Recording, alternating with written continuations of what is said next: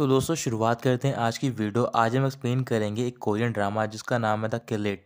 इस स्टोरी की स्टार्टिंग होती है 2001 व्लादिवोस्तोक से। आपको स्टार्टिंग में देखने को मिलता है कि फॉरेस्ट में एक छोटा बच्चा भाग रहा होता है। उस बच्चे की पॉकेट में एक गन होती है और उसे कुछ रूल बताए गए होते हैं। तो फिर पहला रूल ये होता है कि कभी भी क्लाइंट को अपनी आइडेंटिटी रिवील नहीं करनी है। दूसरा रूल, कोई भी विटनेस अलाइव नहीं रहना चाहिए। और तीसरा रूल, हमें हमेशा जिंदा रहना है। अचानक से वो लड़का एक बड़े से पत्थर के सामने रुक जाता है। फिर वो अपनी गन निकालता है और एक जगह पर पॉइंट पे शूट कर रहा होता है। शूट करने के बाद उस लड़के के सामने एक जानवर आता है और उसके पास में एक आदमी आता है जिसका नाम होता है पैवल। पैवल उस लड़के से बोल रहा होता है कि दूसरा रूल ये है कि कभी भी तुम्हें विटनेस को लाइव नहीं रखना है, तुम्हें उस एनिमल को मारना होगा। वो लड़का एनिमल के ऊपर अपनी गन पॉइंट कर लेता है लेकिन उसे मार नहीं पाता। तभी पैवल उसे गन छीनता है और उसे शूट करने जा रहा होता है, लेकिन वो लड़का शूट नहीं करने देता पैवल को। इस वजह से पैवल गुस्से में उसके ऊपर ही पॉइंट कर लेता है और बाद में उसे एक पेड़ से बांधकर वहां से चला जाता है। कुछ ही देर बाद वो लड़का अपने आप को छुड़ा लेता है और वहीं पर बेहोश हो जाता है। अब चलिए स्टोरी को थोड़ा फास्ट फॉरवर्ड करते हैं। करीबन 16 साल बीत गए होते हैं। अब वो लड़का काफ़ी बड़ा हो गया होता है। उस लड़के का नाम होता है किम सो यून। किम सो यून बुसान में रहता है। फिर वो तैयार होकर एक जगह पर जाता है और वो जगह होती है रेड माफिया का विला। वहाँ पर पहुँचने के बाद वो वेंटिलेशन ठीक करता है लेकिन उसमें एक ट्रांसमिशन लगा देता है। वहाँ पर कई सारे बॉडीगार्ड होते हैं। तो फिर काम खत्म होने के बाद उनमें से एक बॉडीगार्ड सोयन को बाहर तक छोड़ने के लिए जाता है। इधर पैवल घर पे होता है और वो काफ़ी बूढ़ा भी हो गया होता है। अचानक से उसे स्टोर रूम से आवाज़ आती है। फिर वो अपनी गन निकालता है और स्टोर रूम की तरफ चला जाता है। वहाँ पर सोयन होता है तो फिर पैवल से शूट करना स्टार्ट कर देता है। सोयन उससे बच जाता है और वो कह रहा होता है, क्या पैवल तुम मुझे भूल गए हो? पैवल कुछ भी नहीं सुनता और वो लगातार शूट कर रहा होता है। इस वजह से सोयन भी शूट करने लग जाता है। पैवल पूछ रहा होता है कि तुम्हें किसने भेजा है यहाँ पर? अगर तुम मुझे बता दोगे तो फिर मैं तुम्हें जिंदा छोड़ दूंगा। तभी अचानक सोयन पीछे से पैवल की तरफ गन पॉइंट करता है और उससे बोल रहा होता है कि कभी भी अपनी क्लाइंट की आइडेंटिटी को रिवील नहीं करना चाहिए। क्या तुम गेस कर सकते हो कि किसने मुझे ये सिखाया है? पैवल उससे गन छीनने की कोशिश करता है और वो दोनों फाइट करना स्टार्ट कर देते हैं। सोयन किसी तरीके से पैवल को बेहोश कर देता है। फिर वो उसे उसको रूम तक लेकर जाता है। अगली सुबह पैवल को होश आता है तो फिर वो अपने रूम में ड्रॉअर खोलता है और देखता है कि उसके अंदर एक फ़ोटो होती है। उस फोटो के साथ पैवल स्टोर रूम में जाता है और वो देख रहा होता है कि उस फोटो में एक छोटा लड़का होता है। साथ ही में उस फोटो में एक छोटी लड़की भी होती है उसके साथ में। सोहन अपने रूम में होता है और वो अपनी चोट पर मेडिसिन अप्लाई कर रहा होता है। साथ ही में अपने वो एक फ्रेंड फिलिप से बात कर रहा होता है। सोहन एक किलर होता है। इस वजह से वो फिलिप से बोल रहा होता है कि तुम कुछ वेपन्स ब्रोकर मुझे इंट्रोड्यूस करो। फिलिप पूछ रहा होता है, क्या तुम वाकई में इन सारी चीज़ों को बेचना चाहते हो? मैं बेचने में तुम्हारी हेल्प कर दूंगा लेकिन मेरे पास एक लॉन्ग टर्म प्रोजेक्ट है और ये प्रोजेक्ट दिया है कोरियन वुमन ने। सोयन कुछ भी रिप्लाई नहीं करता। फिर फिलिप बोल रहा होता है कि ये जॉब तो बहुत ही अच्छी है लेकिन जो किलर है उसे अल्जाइमर की बीमारी है। ये सुनते ही सोयन को गुस्सा आता है और फिलिप से बोल रहा होता है, आइंदा तुमने कुछ भी स्टूपिड किया तो फिर मैं तुम्हें मार दूंगा। और ये कहकर वो कॉल कट कर देता है। कुछ देर बाद सोयून लिविंग रूम में जाता है और वहां पर कुछ क्लिप्स देख रहा होता है। फिर वहां पर पैवल पहुंच जाता है और वो सोयून से बोल रहा होता है कि जिस आदमी की तुम क्लिप देख रहे हो वो मॉस्को रेड माफिया है, उसका नाम है करीमोव। ये ड्रग्स और सेक्स ट्रैफिकिंग करता है। इसके बाद वो नाम बोलने जा रहा होता है लेकिन नहीं बोल पाता। सोयून कह रहा होता है, क्या तुम टारगेट को भूल गए हो? तुम्हें अपनी कंडीशन को एडमिट करना चाहिए, मेरे पास काफ़ी टाइम है तो फिर मैं टारगेट को संभाल लूंगा। लेकिन पैवल मना करता है और वो सोयन से बोल रहा होता है, अब तुम्हारा टाइम आ गया है कि तुम्हें इंडिपेंडेंट हो जाना चाहिए। फिर वो सोयन को फ़ोटो देता है और बोल रहा होता है कि मेरी मेमोरी जाने के बाद शायद तुम्हें ये फ़ोटो ना दिखा पाऊँ मैं, ये तुम्हारी फैमिली भी हो सकती है। ये कहकर वो जा रहा होता है। तभी सोयन उससे बोलता है कि तुम मेरी फैमिली हो, ना कि ये लोग। फिर पैवल सोयन से बोल रहा होता है, मुझे नहीं पता कि तुम्हारी मेमोरी वापस आएगी या फिर नहीं, लेकिन जिसने मुझे तुम्हें मारने का ऑर्डर दिया था वो तुम्हारे फादर थे। सोयन पूछने लग जाता है, तो फिर तुमने मुझे मारा क्यों नहीं? पैवल कुछ भी नहीं कहता और वो अपने रूम में चला जाता है। सोयन भी अपने रूम में जाकर सो जाता है और उसके ड्रीम में वो भाग रहा होता है और उसके पीछे एक कार जा रही होती है तेज़ी से। फिर वो सुबह उठता है, पैवल के रूम में जाता है लेकिन पैवल वहाँ पर नहीं होता है। पैवल अपने टारगेट घर के बाहर पहुँच गया होता है और उस पर निशाना साध रहा होता है अपनी राइफल से। लेकिन जैसे ही उसका टारगेट करीमोव उसके निशाने पे आता है, अचानक से पैवल के हाथ कांपने लग जाते हैं। फिर वो अपने हाथ को रोकता है और दोबारा ट्राई करता है लेकिन वहाँ पर करीमोव नहीं होता। इस वजह से वो दूसरी साइड से एक बॉडीगार्ड को मारता है और घर के अंदर जा रहा होता है। वहाँ पर सोयन भी पहुँच जाता है और वो पैवल को देख लेता है। पैवल घर के अंदर जा रहा होता है तभी वहाँ से करीमोव का बेटा गुजर रहा होता है और वो उसे देख लेता है। फिर वो बॉडीगार्ड्स को कॉल करता है और पैवल पे हमला कर देता है। करीमोव का बेटा पैवल से फाइट कर रहा होता है और वहाँ पर बॉडीगार्ड ही पहुँच जाते हैं। लेकिन उसी टाइम सोइन वहां पर पहुंच जाता है और वो बॉडीगार्ड को शूट कर देता है। करीमोव के बेटे ने पैवेल के पैर में शूट कर दिया होता है और उसे अपने साथ लेकर जा रहा होता है, लेकिन वो सोइन का फेस नहीं देख पाता क्योंकि उसने मास्क पहन रखा होता है। करीमोव का बेटा पैवेल को बेसमेंट में लेकर जाता है, फिर वहां पर बॉडीगार्ड को बुलाकर बोल रहा होता है कि एक और आदमी यहाँ पर आया और मुझे वो जिंदा चाहिए। बॉडीगार्ड के जाते ही वो पैवेल को बुरी तरीके से पीटने लग जाता है और उसके शोल्डर में शूट कर देता है। सोयन लिविंग रूम की वेंटिलेशन में जाता है और वहां पर एक टाइम बम सेटअप कर देता है। उस रूम में करीमोव अकेला होता है, फिर वो अपनी गन निकाल लेता है। अचानक से सोयन वहां पर आता है और वो करीमोव के ऊपर गन पॉइंट करके उससे बोल रहा होता है कि तुम सारे लोग को यहाँ पर बुलाओ। करीमोव उसकी बात मान जाता है और वो सारे लोगों को वहां पर बुलाता है। इसके बाद सोयन उस रूम में जाता है जिसमें पैवेल होता है, तो फिर वहां पर पैवेल बुरी तरीके से घायल होता है और वो सोयन से बोल रहा होता है कि तुम यहाँ से चले जाओ। रूल नंबर 2 तुम्हें याद है कि कभी भी किसी विटनेस को जिंदा नहीं छोड़ना है। सोइन मना करता है, वो कह रहा होता है कि हम दोनों यहाँ से साथ में ही जाएंगे। सारे बॉडीगार्ड और करीमोव का बेटा लिविंग रूम में पहुंच गए होते हैं और वो देख रहे होते हैं कि करीमोव एक सोफे पे बैठा होता है। करीमोव का बेटा करीमोव से पूछ रहा होता है कि आपने हमें यहाँ पर क्यों बुलाया है। वो कुछ भी जवाब नहीं देता और जैसे ही वो उसे टच करता है तो फिर वो देखता है कि करीमोव मर गया होता है। फिर उन्हें वेंटिलेशन में कुछ आवाज़ आती है और आवाज़ को सुनने के कुछ सेकंड ही बाद वहाँ पर एक ब्लास्ट हो जाता है। सोयन ने पैवेल को वहाँ से निकाल लिया होता है और वो उसे अपने साथ लेकर जा रहा होता है घर पे। उस ब्लास्ट में करीमोव का बेटा ही बच जाता है और वो काफ़ी गुस्से में होता है। सोयन घर पे पहुंच गया होता है और वो पैवेल को एनेस्थीसिया का इंजेक्शन दे रहा होता है, लेकिन पैवेल लेने से मना कर देता है। फिर वो सोयन से कह रहा होता है कि तुम्हें क्या लगता है कि ऐसे किलर की फेट क्या होगी जिसे कि डिमेंटिया है। सोयन पैवेल से बोल रहा होता है कि तुम एक किलर की बजाय नॉर्मल ह्यूमन की तरह रह सकते हो। पैवेल मना करता है और वो सोयन से कह रहा होता है कि प्लीज़ तुम मुझे माफ़ कर दो, मैंने तुम्हें एज ए रेस किया। मैं सिर्फ यही चाहूँगा कि तुम एक किलर बनकर ना रहो, बल्कि ऐसे रहो जैसे कि वो लोग फोटो में तुम्हारे साथ। तुम्हें प्रॉमिस करना होगा। और ये कहने के बाद पैवेल की डेथ हो जाती है। इधर फिलिप अपने घर पे पहुंचता है और वो देखता है कि वहाँ पर एक वुमन बैठी होती है और वो उससे पूछ रहा होता है क्या मैं तुम्हें जानता हूँ। वुमन बोल रही होती है कि मेरी रिक्वेस्ट का क्या हुआ। आवाज़ सुनते फिलिप को याद आता है कि ये वो क्लाइंट होती है, तो फिर वो उससे बोल रहा होता है कि आपको किसी और को ढूंढ लेना चाहिए। वो वुमन बोल रही होती है कि मैं तुम्हें 20% कमीशन दूंगी। ये बात सुनने के बाद फिलिप सोइन को कॉल कर रहा होता है, लेकिन वो उसका कॉल पिक नहीं करता। फिर वो वुमन फिलिप को एक फ़ोटो सेंड करती है और बोल रही होती है कि ये फ़ोटो तुम सोइन को भेजना, वो ज़रूर तुम्हें आंसर करेगा। ये कहकर वो वहाँ से चली जाती है। अगली रात को फिलिप के घर के बाहर कुछ लोग खड़े होते हैं और वो फिलिप को बाहर बुला रहे होते हैं, लेकिन फिलिप डर जाता है और वो डोर ओपन नहीं करता। सोइन अपने घर पे होता है और वो फोटो देख रहा होता है जो कि उसे फिलिप ने भेजी होती है, और ये सेम वही फोटो होती है जो कि पैवेल ने उसे दी होती है। सोइन तुरंत फिलिप को कॉल करता है, तो फिर फिलिप उससे बोल रहा होता है मैं सारी बातें बाद में एक्सप्लेन कर दूँगा, लेकिन तुम वहाँ से चले जाओ क्योंकि रेड माफिया के लोग तुम्हें ढूंढ रहे हैं। सोइन अपनी विंडो के बाहर देखता है और वहाँ पर वो सारे लोग पहुँच गए होते हैं। सोइन जल्दी से अपना सामान एक बैग में पैक करता है और अपने डॉग के साथ वहाँ से चला जाता है। कुछ देर बाद सोइन एक पार्क में बैठा होता है, फिर वो फिलिप को कॉल करता है, उससे पूछ रहा होता है कि मैं इस फोटो के बारे में जानना चाहता हूँ। फिलिप कह रहा होता है कि ये फोटो हमारे क्लाइंट ने भेजी है और साथ ही में 6 टारगेट के बारे में बताया है। जैसे ही तुम एक एक करके टारगेट को मारते जाओगे तुम्हें उसके बाद एक और फोटो मिलती जाएगी। मुझसे ये भी कहा है कि क्लाइंट ने, इससे तुम्हारे पास्ट के बारे में तुम्हें पता चलेगा।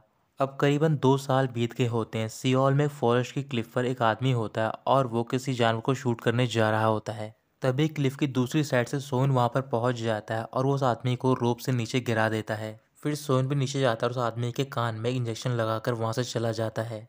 कुछ घंटे बाद वहां पर पुलिस पहुंच जाती है और उनकी सिर्फ 2 ही स्टेटमेंट होती है, या तो ये सुसाइड है, नहीं तो वो फिसल कर गिरा है नीचे क्लिफ से। एक लड़की भी उस क्लिफ पर जाती है और वहां पर कुछ ढूंढ रही होती है। फिर उसे क्लिफ पर घिसड़ने के मार्क्स मिलते हैं। फिर वो अपने दिमाग में इमेजिन कर रही होती है कि उस आदमी को किसी ने घसीटा है यहाँ से।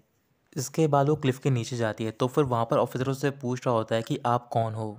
वो लड़की ऑफिसर से बोल रही होती है कि मैं एक डिटेक्टिव हूँ और मेरा नाम है डो युनजिन। ऑफिसर भी अपने आप को इंट्रोड्यूस करता है और उस ऑफिसर का नाम होता है ली योंग सुंग।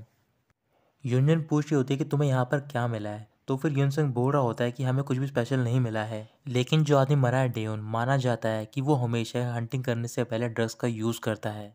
लेकिन हमारे पास सिर्फ 2 ही पॉसिबिलिटी हैं, या तो ये वहाँ से स्लिप होकर गिरा है, नहीं तो उसने सुसाइड किया है।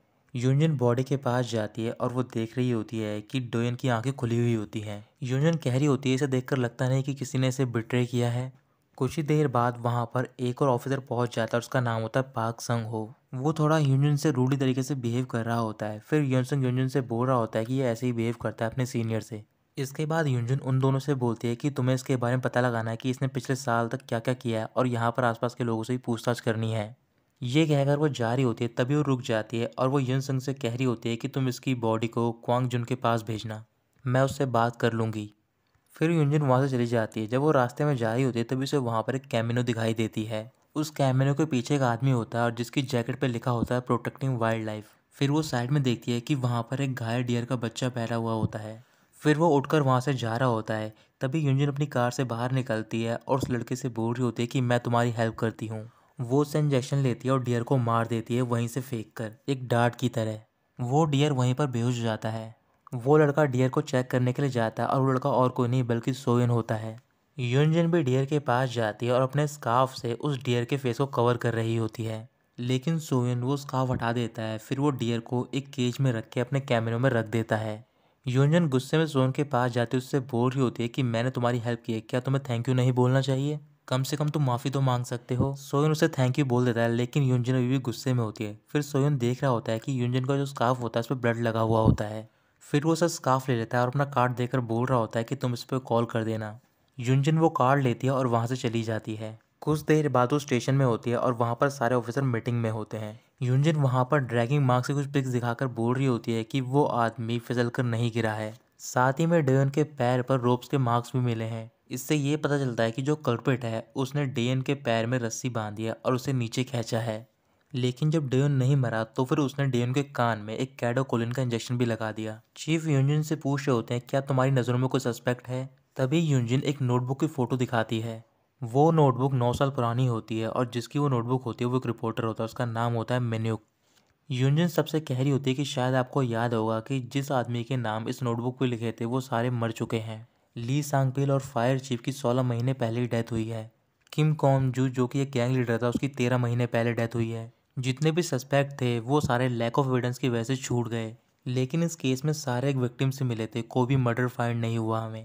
और मैंने पहले प्रेडिक्ट कर दिया था कि डेविन मारा जाएगा और वो वाकई में मारा गया। ऑफिसर संगो हंसने लग जाता है और वो यूनियन से बोल रहा होता है कि तुम बहुत ज़्यादा मूवीज़ देखती हो, जो भी सारे अनसॉल्व केस हैं तुम्हें क्या लगता है कि वो सारे सीरियल किलर के हैं? अगर तुम जैसा कह रही हो वो सच है तो फिर ये नोटबुक एक डेथ नोट है। यूनियन गुस्से में संगो को चुप कराने के लिए उसके मुंह में एक पेन फेंक कर मारती है डांट की तरह। सोन एक रेस्टोरेंट में जाता है खाना पैक करवाने के लिए, तो फिर वहाँ पर जो ओनर होती है उसका हस्बैंड उससे फाइट कर रहा होता है। लेडी का हस्बैंड सोन को वहाँ से जाने के लिए बोल रहा होता है लेकिन वो नहीं जाता है। इसके बाद वो हस्बैंड ही वहाँ से चला जाता है। खाना पैक करवाने के बाद सोन अपने क्लिनिक में जाता है क्योंकि वो एक वेटरनरियन होता है। कुछ ही देर बाद वहाँ पर एक लड़की पहुँच जाती है। फिर वो खाना लेती है और सोन से बोल रही होती है कि मैं यहीं पर खाऊंगी। सोन कुछ भी नहीं कहता और चुपचाप वहीं पर बैठ जाता है। वो लड़की वहाँ पर युनजुन का स्कार्फ देख लेती है। फिर वो सोन से बोल रही होती है क्या ये किसी लड़की के लिए है? ये पहले पॉपुलर हुआ करता था, अब ये पॉपुलर नहीं है। सोन कह रहा होता है किसी लड़की का। फिर वो लड़की बोल रही होती है कि कौन सी लड़की? सोन कुछ भी नहीं कहता। फिर वो लड़की मुस्कुराकर बोल रही होती है कि मेरे बारे में क्या, मैं कौन हूँ? सोन कहता है कि तुम सिर्फ एक छोटी लड़की हो। उस लड़की का नाम होता है मिंजी। युनजिन क्वांगजिन से मिलने के लिए जाती है ताकि वो डुयुन की पोस्टमार्टम रिपोर्ट को देख सके। क्वांगजिन युनजिन को बता रहा होता है कि जिस सिरिंज से ये सब किया उसे रीयूज किया गया था। साथ ही में एक और सब्सटेंस मिला है और वो है कोकीन। मुझे लगता है कि जो कल्प्रिट है वो नैरोकोटिक्स से रिलेटेड है। फिर वहाँ पर ऑफिसर युनजिन पहुँच जाता है और वो युनजिन को बता रहा होता है कि हमें वहाँ पर एक बैग में रिसिप्ट मिली थी और हमने पता लगा लिया कि वो बैग किसका है। वो यहीं पास में ही रहता है, उसका रिकॉर्ड है कि उसने कोकेन भी खरीदा है। फिर वो उस आदमी को पकड़ने के लिए जाते हैं और उसे पकड़ने में कामयाब हो जाते हैं। उस आदमी का नाम होता है जोंगशिक और जोंगशिक वही आदमी होता है जो कि अपनी वाइफ से लड़ रहा होता है अपने रेस्टोरेंट में। वहाँ पर जोंगशिक की वाइफ पहुँच जाती है और वो पूछ रही होती है कि इसने क्या किया है, लेकिन ऑफिसर कुछ भी नहीं बताता और उसे अरेस्ट करके वहाँ से चले जाते हैं। कुछ देर बाद जोंगशिक कस्टडी रूम में होता है। फिर वो अपने शूज़ में से एक इंजेक्शन निकालता है और लगाने जा रहा होता है। उसी टाइम वहाँ पर यंग संग और युनजिन पहुँच जाते हैं और वो रोक लेते हैं उसे। सोइन अपने क्लिनिक के एक सीक्रेट रूम में फ़ोटो देख रहा होता है एक घर की। किसी तरीके से उसे एड्रेस का पता लगता है और वो उस घर में जाता है। अंदर पहुंचने के बाद वहां पर कई सारे स्टैचूज रखे होते हैं और अजीब तरीके की लाइटिंग होती है। उसे वहां पर एक फ़ोन मिलता है और जैसे ही वो उसे अनलॉक करता है उसके अंदर एक क्लिप होती है और वो क्लिप होती है उसी फोटो की जो कि सोन को पैवल ने दी होती है। अचानक से सोन एक टाइमर की आवाज़ सुन लेता है और जैसे वो घर से बाहर निकलता है वहाँ पर एक ब्लास्ट हो जाता है। ब्लास्ट के बाद सोन के पास किसी का कॉल आता है और वो उससे बोल रहा होता है कि अगर तुम डॉटर और मदर को ढूंढने की कोशिश करोगे तो फिर वो मारे जाएंगे। अगर तुम क्लाइंट को ढूंढोगे तो फिर उन दोनों के साथ तुम भी मारे जाओगे। रात को युनजुन स्टेशन में ही होती है तो फिर वहाँ पर यंग संग आता है और उससे पूछ रहा होता है क्या तुम्हें वाकई में लगता है कि ये सब जोंगशिक ने किया है? युनजुन मना कर देती है तो फिर यंग संग पूछ रहा होता है कि तुमने ऐसा प्रिटेंड क्यों किया कि वही किलर है? यूनजन कह रही होती है कि हमें ऐसा ही करना होगा क्योंकि जैसे ये हो जाएगा तो फिर जो ट्रू किलर है वो बिलीव कर लेगा ये सब और दोबारा वो किलिंग के लिए निकलेगा। कुछ देर बाद वो दोनों जोंगशिक की वाइफ से मिलने के लिए जाते हैं उसके रेस्टोरेंट में। रेस्टोरेंट के बाहर सोन खड़ा होता है और वो भी ये सब देख रहा होता है।